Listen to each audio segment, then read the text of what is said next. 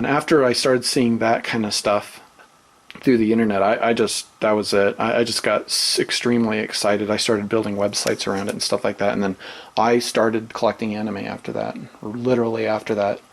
But part of my Sailor Moon, I gotta kind of scroll up here. These are the two Laserdisc box sets. The original Sailor Moon TV series and Sailor Moon R. If any of you are Sailor Moon fans, you'll know that Sailor Moon hasn't, I mean, like the first season, well, the first two seasons, really, they haven't really released in America.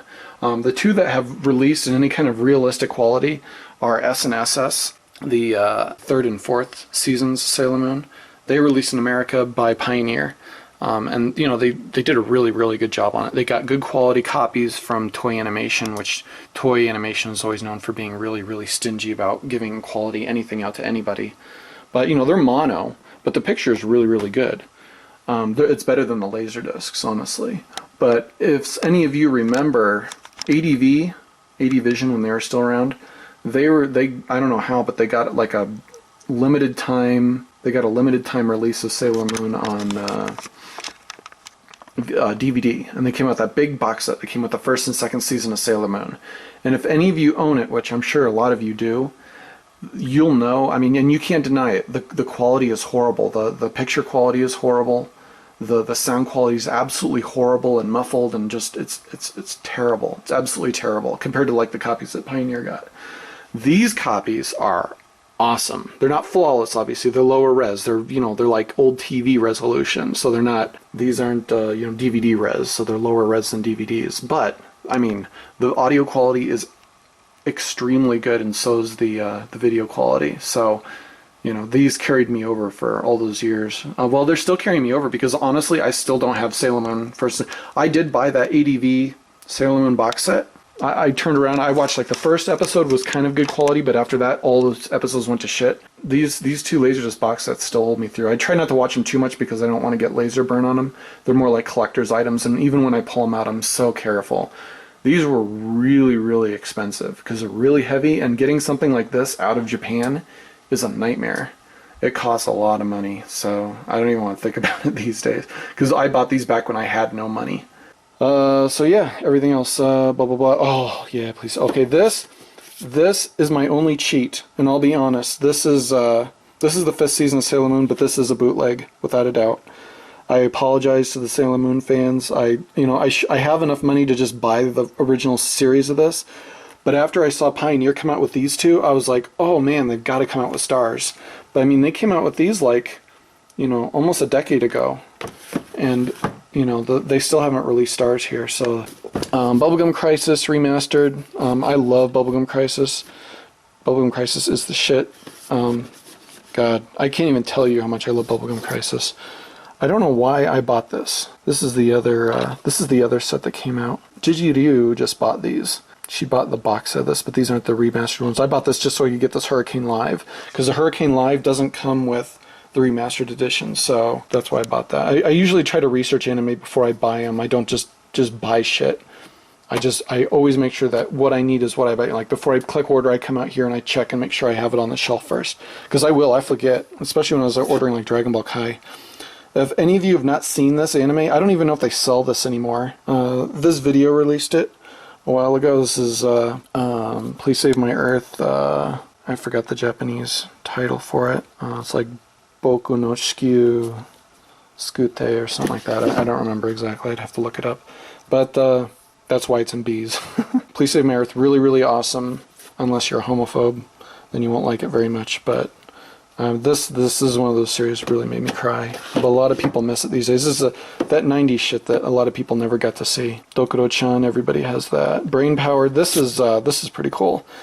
This is I never got into Gundam just because Gundam's too big. You'll notice I have no Gundam in my collection whatsoever. Not a piece, not one little strand of Gundam whatsoever. The reason being is, when I start collecting a series, I like to collect all of it. Everything that was ever made of it, I want all of it, And Gundam's too big. However, the people that made Gundam, the director and the writer and the original manga guy, I don't remember his name, but when you get enough people on the same series, they make some really cool stuff. And these, like Brain Powered and Overman King Gainer and anime like that are, you know, the mecha stuff, they're in the same general format layout as Gundam, which is pretty much ADHD mecha, you know, just people running around with their heads chopped off. It's a constant verbal, you know, scripted thing. You know, the characters are always talking constantly. They never stop talking.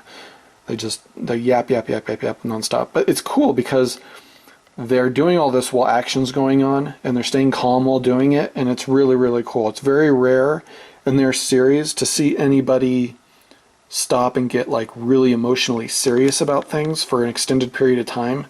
Usually everyone's just go, and I really like their series that way. They're pretty motivating. So yeah, if you haven't seen Brain Power, that's a good one, and Overman King Gainer. Here's Bubblegum Crash, which is kind of like the mini OVA they made after Crisis. I feel really, really sorry for it made Yomix. I feel really bad for Yomix.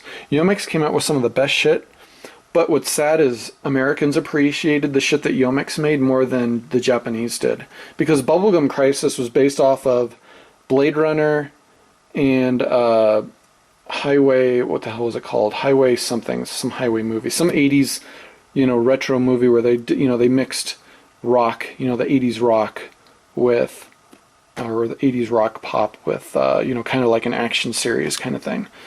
And it was very punk. It was a very punk thing. And this is, Bubblegum Crisis kind of took that whole facade of, you know, the Blade Runner concept, and, you know, the emotions that came from, or, you know, the general music, that highway movie. I can't remember the name of it. But anyway, okay, and here's the TV series that most people didn't like, the fans didn't like. It's not terrible, but it is not, it's hard because the OVA is so good. It's hard to one up the OVA. I guess they could, but they'd have to put a big budget into it, and they'd have to really get a good story. It's all about the story. If you can get a really good story into something, the rest is pretty easy. The rest of the stuff, Burn Up, this stuff's okay, Burn Up. Buso Renkin, I bought this because I didn't like this series too much. I mean, I watched it and I really enjoyed it. I really, really liked it. It's not terrible. But I bought this because, you know, I would have enjoyed this when I was younger more. But being older, I don't appreciate as much as other people would. But there's two reasons I got it. One, because, you know, it's the same manga artist as Kenshin. The other one is because the guy that does the opening scene from it, Fukusawa Yoshiki, who's one of my favorite singers like ever. He does the opening theme to that everybody knows. And he did all the singing in Macross 7 and stuff, so you guys would probably know them as CCS, Cardcaptor Sakura. Everybody knows that. That's why it's in the C's. Cardcaptor Sakura.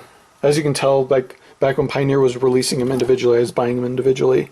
And these things are like $30 a pop when they were first coming out. Thanks to Right Stuff, I got them for a lot cheaper, but I cheated at the second set and just got, after the last volume, I just went and waited and just bought this whole book so that I didn't have to go buy all the rest of the individuals, because it would have been a lot of money. Tiny Snow Fairy Sugar. This one's awesome. Really, really cool to watch. Chobits, of course. I rebought this one. This one I definitely rebought on Blu-ray because Chobits is cult. You can't deny Chobits. Anything by Clamp pretty much becomes instantly cult. Not everything, but a lot of stuff. Chrono Crusade. This is one that went under the radar for a long time. It's pretty good. It's not the best, but it's pretty good. Claymore, of course, is fucking awesome. Everyone hates the ending of the animation, but you know, that's fine. I've read the manga, and obviously the manga's cool. You know, obviously the ending's better, and you know, the direction they took in the story is better, but you know, they had to end it somewhere.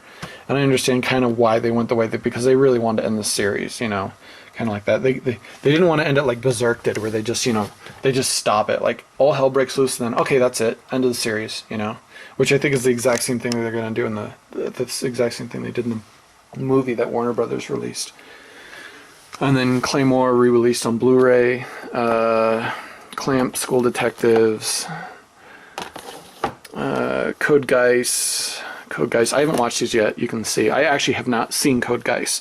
You guys are probably going to drop your jaws and, like, you know, smash your heads against your keyboard and put all these terrible things like, you're a crazy fucker. You need to watch this shit right now. Why the hell haven't you watched it yet? I know how good it is. I know how popular it is. I haven't watched it because I need all of it. When I'm gonna watch something that big and that good, I need to watch all of it at once. So that's why it's sitting there. And when I get the rest of it, then I'll start plowing it. You also have to keep in mind that I buy anime faster than I watch it. I used to kind of be able to keep up with it, but with how much I have, I really don't. So what I do is I go through and I've seen this, but I haven't seen this, so I pull this out, and I'll pull out all the things that I haven't seen yet, and then I'll watch them in order. But I go alphanumerical, and I'll watch them that way, basically. So, okay, so Comic Party, Cowboy Bebop is pretty good. This I rebought just because so I could get the better sound mix of it, because audio is really important for me, and I got a big theater system downstairs I like to watch this stuff in. I don't watch it on some pup little television.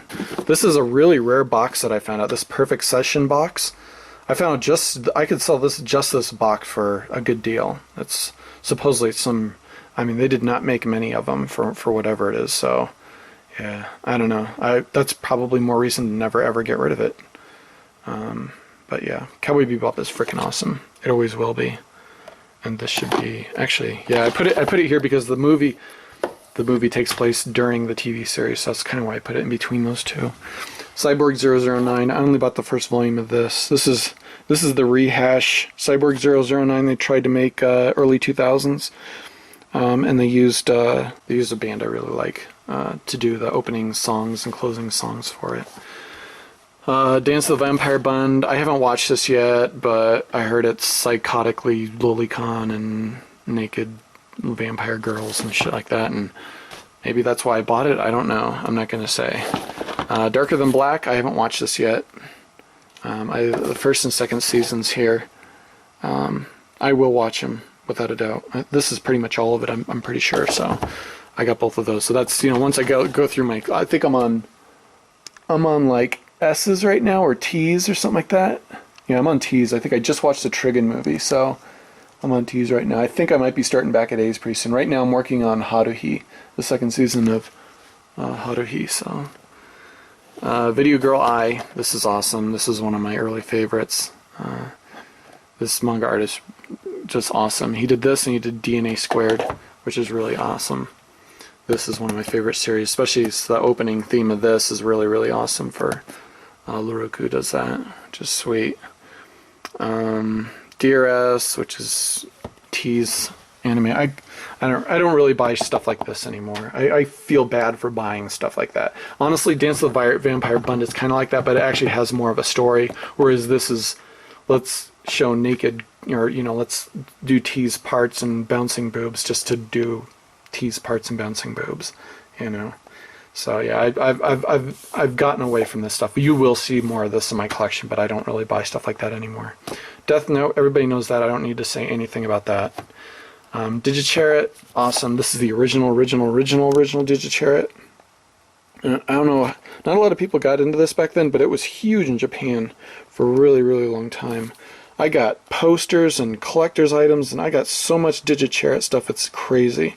Because I went to this came out in Japan right when I went to my very first American convention, which was in 1997 or something like that, in Colorado. It's called Nandesukan. It's still around, but back then it was like Nandesukan 2 or something like that. It was like the second one ever. Back then they didn't have a lot of download stuff. You couldn't download stuff off the internet that much back then. Everything was laser discs and video rentals, and I had a Japanese video store local that I could rent stuff from back then that wasn't very good quality, but it was still pretty good. Dirty Pair, the Dirty Pair OVA, Dirty Pair movie, Dirty Pair Flash.